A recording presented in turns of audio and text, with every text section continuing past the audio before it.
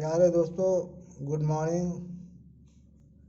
इस YouTube channel और इस वीडियो में आप सभी का बहुत बहुत स्वागत है।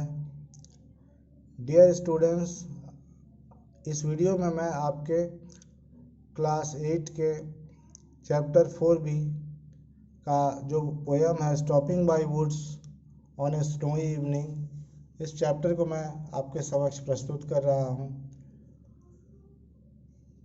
स्टूडेंट्स, इस पोएम का टाइटल है stopping by woods on a snowy evening, जिसका मतलब होता है कि एक बर्फीली शाम में जंगल के किनारे रुकना। इसके कवि रॉबर्ट फ्रॉस्ट हैं, जो अमेरिका के बहुत ही फेमस पोएट है। उनके द्वारा प्रकृति पर लिखी हुई ये एक बहुत ही सुंदर कविता है, जो इस प्रकार है। ये हमें क्या ज्ञान देती है, ये इस कविता में हम लोग जानेंगे कि इस पोएम के माध्यम से पोएट हमें क्या बताना चाहते हैं। ये लास्ट में हम लोग जानेंगे। उससे पहले इस पोएम का मीनिंग हम लोग समझते हैं। तो स्टूडेंट्स, ये जो पोएम है ये 4 स्टांजाज में है। पहला स्टांजा है, whose woods these are, I think I know, his house is in the village thou, he will not see me stopping here to watch his woods fill up with snow।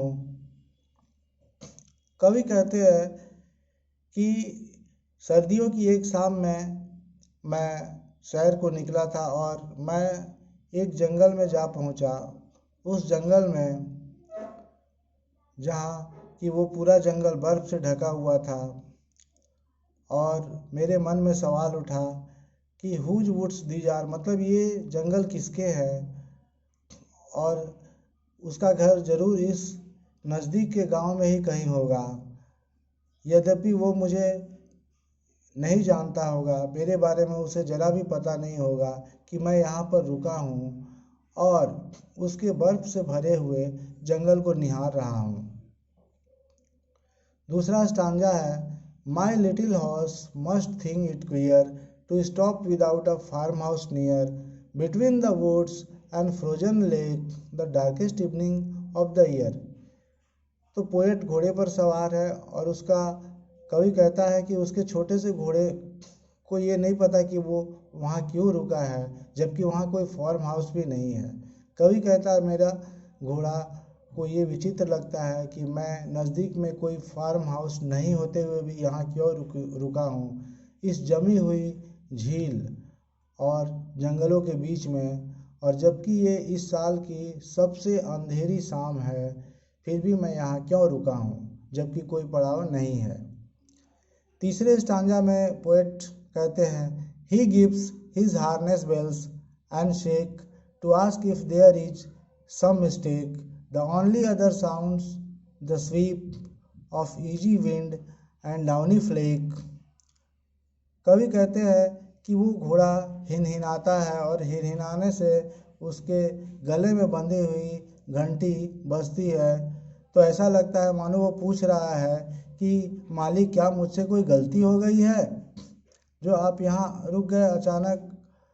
और घोड़े के उस वातावरण में सब कुछ शांत है, केवल 3 आवाज़ सुनने को मिल रही है। एक तो घोड़े के हिनहिनाने से जो उसके गले में बंधी हुई घंटियों के हिलने की आवाज़, दूसरी बर्फ़ के गिरने की आवाज़, और तीसरी जो इजी विंड यानी सुंदर हवा चल रही है उसके चलने की आवाज़। चौथा और लास्ट स्टांजा है, the woods are lovely dark and deep, but I have promises to keep, and miles to go before I sleep, and miles to go before I sleep। कवि कहते हैं कि ये जंगल बहुत प्यारे हैं, बहुत घने हैं और गहरे हैं, लेकिन मुझे इनकी सुंदरता में डूबकर यहाँ रुकना नहीं है, क्योंकि मुझे तो अभी मीलों चलना है। सोने से पहले मुझे अभी मीलों चलना है, मुझे बहुत सारे वादे निभाने हैं, और प्रॉमिसेस टू कीप मतलब बहुत सारे वादे निभाने हैं, and miles to go before I sleep मतलब सोने से पहले मुझे मीलों चलना है। कवि हमें इस कविता के माध्यम से बहुत ही सुंदर संदेश देता है बच्चों, कि हम सभी एक लक्ष्य को लेकर जीते हैं और उस लक्ष्य के पीछे हमें तब तक चलना है जब तक कि उस लक्ष्य को हम प्राप्त नहीं करें। रास्ते में चाहे कितने ही भटकाव आए अथवा कितनी ही रुकावटें आए, लेकिन हमें किसी भी हालत में बीच में भटकना नहीं है, अपने लक्ष्य से भटकना नहीं है। अपने लक्ष्य को प्राप्त करने के लिए इस जीवन को त्यागने से पहले हमें चलते जाना है जब तक कि हम नित नए नए लक्ष्यों को प्राप्त नहीं कर लें। ये इस कविता का मैसेज है बच्चों। ये एक बहुत ही सुंदर कविता है और रॉबर्ट फ्रॉस्ट जो इसे लिखने वाले वे एक, जैसा कि मैंने आपको बताया, अमेरिकन पोएट हैं। 1874 में उनका जन्म हुआ था, 1961 में उनकी मृत्यु हुई थी और उन्होंने प्रकृति पर बहुत सारे कविताओं को लिखा है। सरल भाषा में लिखी हुई ये एक उनकी बहुत ही सुंदर पोयम है। तो धन्यवाद बच्चों, थैंक यू।